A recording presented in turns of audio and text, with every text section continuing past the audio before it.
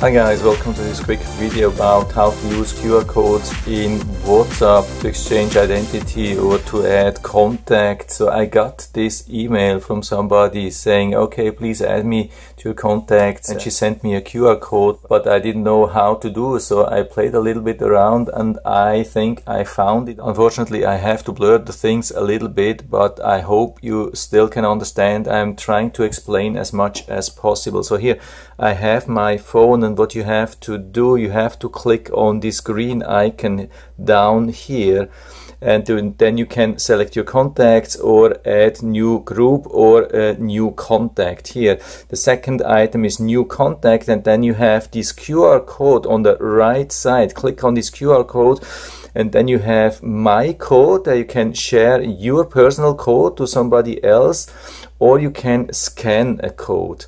And I click on this OK, and I go over to this thing, and let's see if it finds something. And it looks like it has found it. It says WhatsApp account found with the number and name and everything, and I can add it to contacts, and everything is already there, name and phone number. I can click on the check mark, and then you can also share your information, or you can just start typing. So pretty easy, works really good. I haven't seen that before.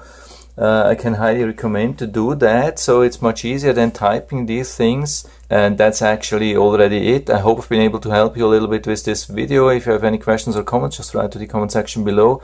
I'm always happy to talk about these things. And if you like the video, give me a thumbs up, subscribe my channel. Thanks for watching. See you next time.